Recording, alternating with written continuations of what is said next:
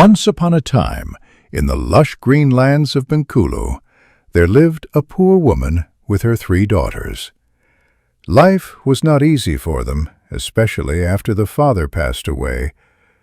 The mother worked tirelessly every day just to put food on the table and care for her daughters. The eldest 2 daughters, however, cared little about their mother's sacrifices. They spent their days admiring themselves in mirrors, adorning their hair with flowers, and dreaming of a life of luxury. They refused to lift a finger to help. But the youngest daughter was different. She was kind-hearted, humble, and always ready to lend a hand. She helped with the cooking, cleaning, and worked alongside her mother without ever complaining. One day the mother fell ill. Her body grew weak, and she could no longer work. Seeing this, the youngest daughter decided to take her mother's place and earn a living. Before leaving, she looked at her sisters and said gently, "Please, take care of Mother while I'm gone. She needs rest and love now more than ever." But as soon as she was out the door, the 2 older sisters went back to their usual ways, ignoring their mother, treating her harshly, and leaving her alone in pain. When the youngest returned home that evening, her heart broke. Her mother looked even weaker. Tears welled in her eyes as she whispered, "I have to find a way to help her." The next morning she visited the village healer. The healer looked at her with concern and said, "There is only one thing that can cure your mother now, a magical fire ember that burns at the top of Mount Daung. But be warned, young one, the ember is guarded by a terrifying creature, the great serpent known as Ular N'Daung.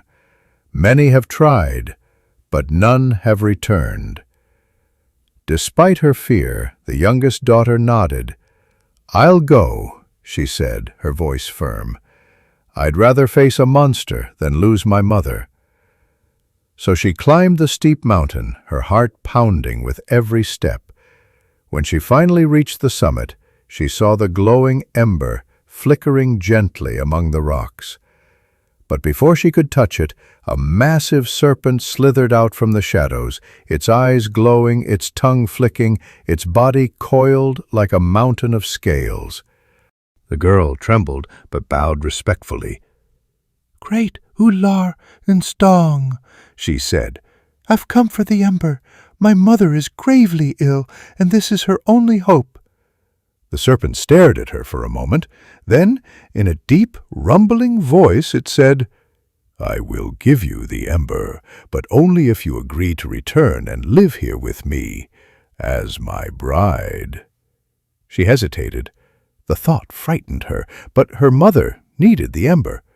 "I agree," she said quietly, "but please, let me take the ember home first. My mother's life depends on it." Ular N'Daung nodded. "Go, but return before the next moon rises." The girl hurried home and used the ember to heal her mother. Slowly, color returned to the woman's cheeks. She could speak again, smile again, and even laugh. The youngest daughter wept with joy. Then, keeping her promise, she kissed her mother goodbye and climbed back up the mountain. But when she reached the top again, the serpent was gone. In its place stood a handsome young man. "Who are you?" she asked, startled. The man smiled. "I am Prince Abdul Rama Alamzia.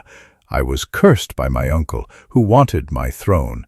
He turned me into the serpent Ular N'Daung. By day I was a monster, but by night I could return to my true form."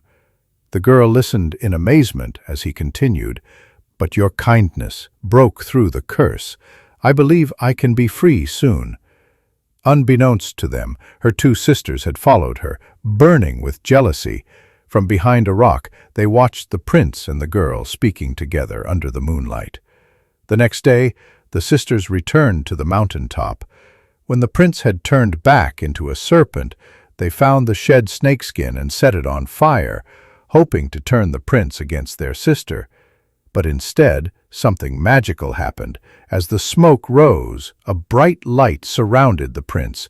The curse was lifted completely. He would never again be a serpent. Overwhelmed with joy, the prince turned to the youngest daughter and said, "You saved me, not just with courage, but with love. Will you be my queen?" She nodded, and the two returned to the kingdom together. The prince reclaimed his throne from his wicked uncle, and they were married in a grand celebration. The youngest daughter did not forget her family. She invited her mother and even her two sisters to live with her in the palace. There was no anger in her heart, only forgiveness. And so they all lived peacefully in the kingdom, where kindness ruled over cruelty, and where love broke even the deepest curse. Moral of the story: kindness, courage, and sincerity will always triumph over greed, deceit, and cruelty.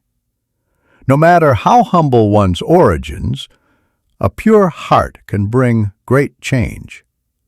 Forgiveness and compassion have the power to heal broken families and build a more peaceful future.